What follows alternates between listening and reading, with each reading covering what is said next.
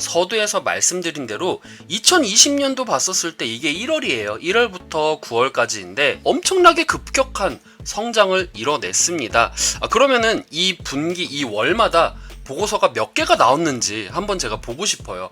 보고서가 많이 나왔다는 거는 그 기업에 대해서 이슈가 그만큼 많았다라는 소리이기 때문에 저는 일단은 여기서 막 이슈를 나열하는 것보다는 먼저 보고서의 개수에 대해서만 말씀을 드리겠습니다. 이렇게 보니까 1월에는 3개, 가장 많았던 달은 5개인 5월이었습니다. 8월에는 리포트가 1개였지만 이게 좀 센 거였어요.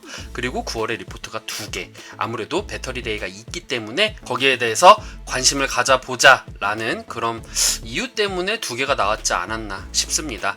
그래서 제일 많은 거는 5월이다. 우리가 5월 리포트를 좀 자세하게 봐야겠구나 라고 생각을 하게 되었는데요. 와, 이게 3월 저점 금액이 36,500원이에요. 9월 고점 금액을 보니까 165,100원이에요. 이게 상승치를 제가 계산을 해보니까 348.46%가 상승이 됐어요. 야, 수익률이 348%야. 와, 이거는, 와, 내가 이거 왜 안 샀지? 무려 127,188원이 올랐어요. 2월 리포트를 보면은요, 전자소재의 비중이 굉장히 많았는데 거기에서 이제 점점 비중이 2차 전지로 넘어가고 있다. 이게 시발점이 되는 거죠. 그래서 주가가 여기서부터 탄력을 받지 않았나 저는 생각을 하게 되었습니다. 그래서 가장 핵심적인 리포트라고 생각을 해요. 그 다음에 우리가 또 여기서 리포트를 딱 봤었을 때 공통점으로 말을 하는 게 있어요.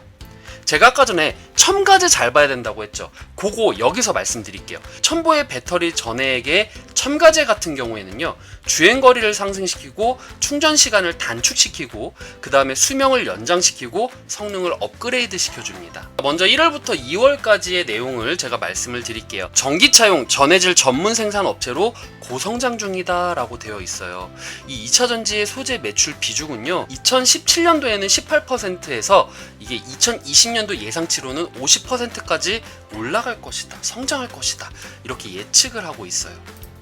먼저 1월 내용입니다. 1월에는 450억을 투자해서 2차전지 소재를 증설하고 있대요. 공장을 증설을 하고 있다, 이런 내용이고요. 1월에 또 다른 이 내용에서는 생산량이 늘어나고 있다. 2차전지 사업부 영업이익이 전분기 대비해서 37.8%가 상승이 되었다 라는 것을 우리가 확인을 할 수가 있었습니다. 자, 그럼 2월입니다. 2월은 지금 약간의 이제 윗꼬리를 달면서 음봉을 달았는데요. 2차전지의 비중이 점점 높아질 것으로 전망이 되는데 2차전지의 전해질 사용 빈도는 앞으로도 더 높아질 것으로 전망이 되고, 여기서 배터리 발화 및 수명 이슈를 해결할 수 있는 대안으로 전해질 사용 범위가 확대가 될 것이다. 그래서 첨보가 이런 이유 때문에 증설을 하게 된다라고 말을 했습니다. 그리고 경쟁사를 봐야 되잖아요. 경쟁사는 일본하고 중국 회사가 있는데 이 중에서 한 곳만 생산을 하고 있대요. 그러면은 그렇게 막 레드오션이 아니죠. 첨보가 여기서 증설할 계획을 하고 있다. 이건 엄청나게 큰 호재가 되는 것이죠. 예를 들어 볼게요. 쌍방울에, 제가 지난 시간에 쌍방울에 대해서 말씀을 드렸잖아요. 쌍방울이 어떤 공장을 증설한다고 했죠? 마스크. 근데 마스크가, 경쟁사가 정말 예를 들어서 마스크를 만드는데 기술이 엄청나게 필요해요. 그런데 경쟁사는 일본이나 중국에 한 곳만 생산을 해요. 그랬을 때 만약에 마스크가 공장 증설을 한다, 쌍방울에서, 이건 엄청난 대형 호재가 되는 거죠. 그런데 마스크가 우리가 알다시피 어디서나 쉽게 만들고 있잖아요, 지금. 그렇기 때문에 가격이 어마어마하게 싸고, 어쨌든 간에 마스크는 만드는 데 있어서 진입장벽은 그렇게 크지가 않다라는 거죠. 그런 관점에서 그래, 그래서 쌍방울이 마스크 시설 공시로 주가가 그렇게 많이 올라갔나? 그건 아니라고 생각을 하거든요. 그런데 얘는 반대잖아요. 경쟁사가 없어. 그런데 배터리 발화라던가 수명 이슈, 아까 전에 제가 말씀드렸던 그 첨가제, 그겁니다. 첨가제를 확대할 거다. 그리고 그것 때문에 공장을 증설할 거다. 그런데 만약에 유증을 하면은 이것 때문에 우리 유증할게요. 그럼 이거는 호재일까요? 악재일까요? 엄청나게 큰 호재죠. 물론 꼭 이래야 된다는 건 아닙니다. 이 시장에서 무조건이라는 말은 없잖아요. 변수가 생길 수도 있고. 어쨌든 저는 결과론적으로 말씀을 드리는 겁니다. 4월하고 5월의 이슈를 한번 볼게요. 와, 4월에서 5월은 캐파가 상승되고 있대요. 그럼 어떤 캐파가 상승되고 있을까요? 이 4월에는요, 리튬의 원자료 가격이 하락이 되었어요. 그러면은 생산하는 기업에서는 호재가 되는 거죠. 그만큼의 이익이 발생이 되니까. 캐파 증설 효과 및 제품의 포트폴리오는 다변화가 된대요. 기존에는 F와 P 전해질만 있었는데 앞으로 D 전해질로 또 확장을 했고요.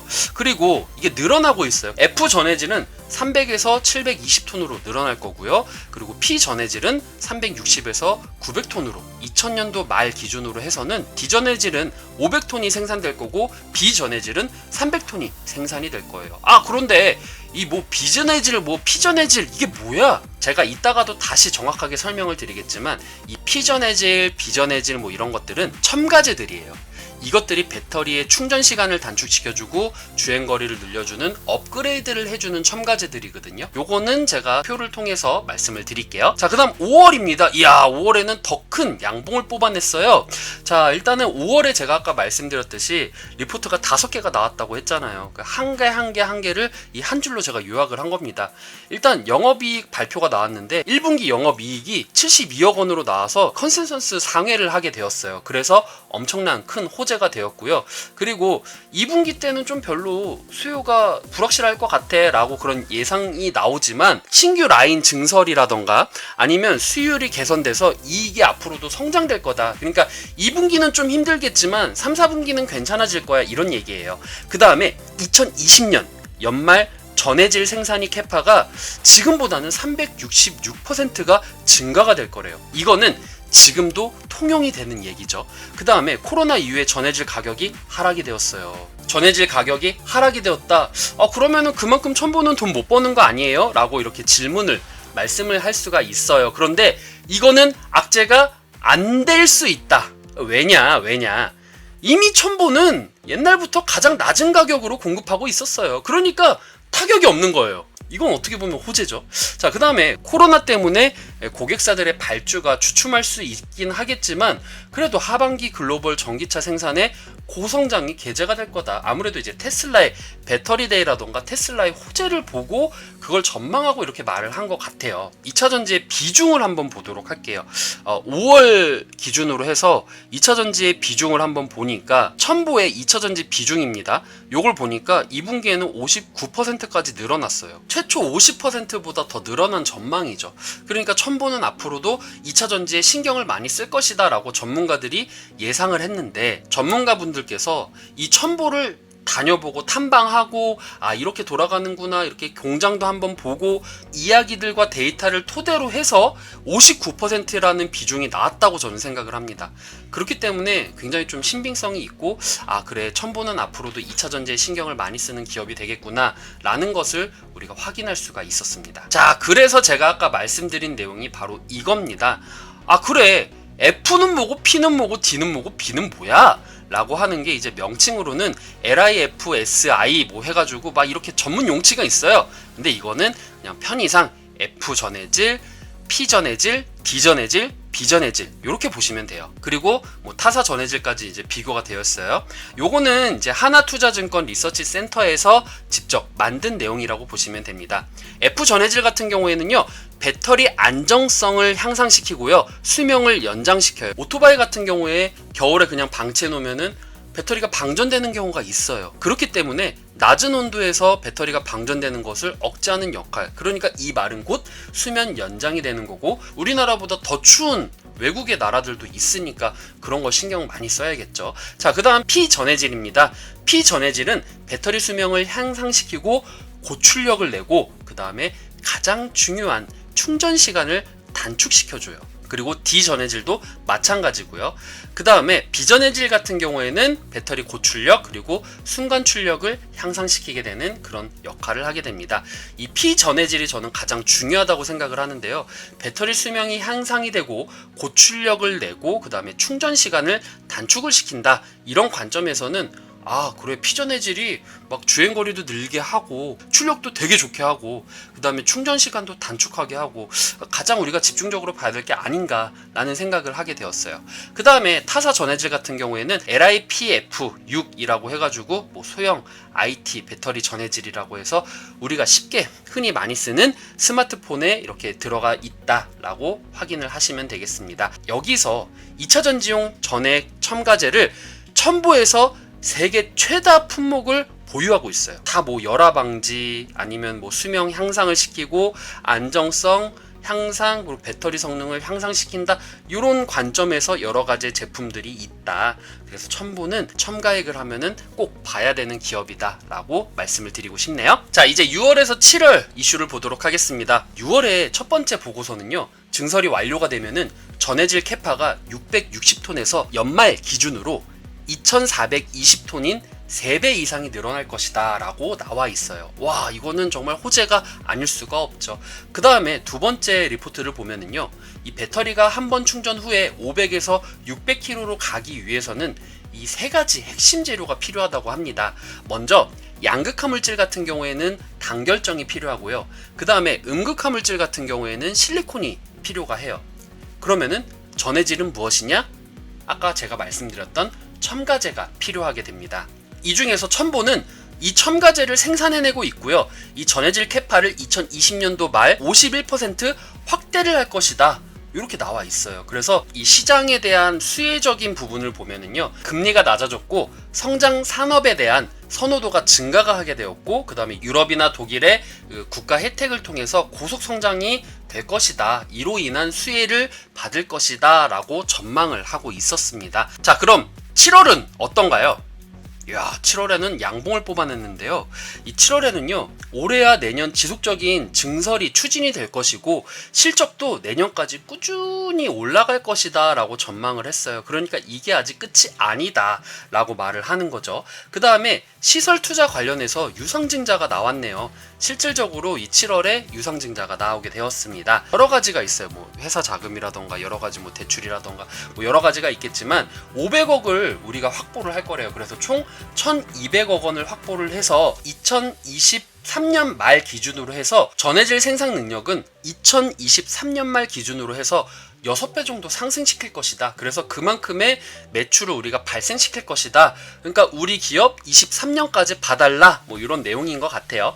그리고 이 부채 비율이라던가 뭐 순현금 상태를 보면은 재무 구조는 탄탄하다고 합니다. 그러니까 정말 얘네가 뻥을 치는 것이 아니라 정말 이 공장을 증설하기 위해서 유증을 하는 거구나 라는 것을 우리가 이 리포트를 통해서 확인을 할 수가 있었고요. 재무제표 같은 경우에는 전자공시를 이용해서 확인을 해달라, 이렇게 말씀을 드리고 싶네요. 8월하고 9월의 이슈입니다.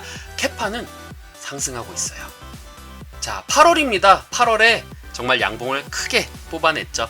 8월에는요, 2분기가 아무래도 좀 안 좋을 것이다 라고 제가 아까 전에 말씀을 드렸잖아요. 아무래도 코로나 때문에 이렇게 수주를 발생시키는 사람들이 많이 없어서 조금 컨센서스는 안 될 것 같은데 라고 했는데 부합이 됐어요. 나름 나쁘진 않았어요. 생각보단 괜찮았네, 이렇게 된 거죠.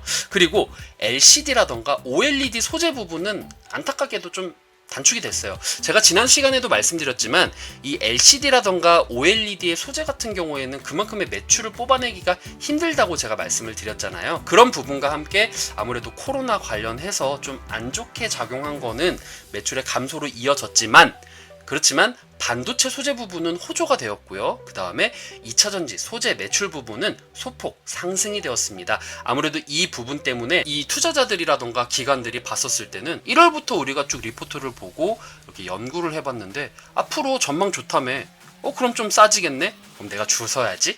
그럼 좀 내려올 때 사야겠다.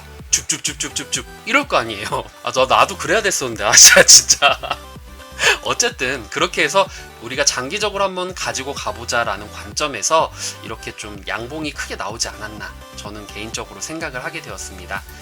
그래서 이제 9월이에요. 9월을 보니까 음봉이 나왔네요. 쉬어주는 구간인가 아니면 뭐 어떤 구간인가 라는 거는 리포트라던가 이걸 통해서 확인을 해야 되고, 아직 9월의 초반이기 때문에 어떻다 장담할 수는 없어요. 이게 뭐 아래 꼬리로 되고 이렇게 양봉이 크게 나올 수도 있는 거니까요. 7월에 증설 계획 공시가 나왔습니다. 현재는 1560톤을 생산할 수 있는데 이게 2020년 말로는 4000톤으로 12000톤 정도 이제 확대를 할 계획이다라고 나와 있어요. 이를 통해서 우리가 시장 점유율을 넓혀 나가겠다. 그 다음에 또 다른 리포트에서는요, 7월 증설 계획 공시는 연간 3000톤 추가가 될 것이다. 전해질 및 첨가제 시장을 선점하기 위한 것이다. 그러니까 여기 비슷한 내용이네요. 시장 선점을 하기 위해서.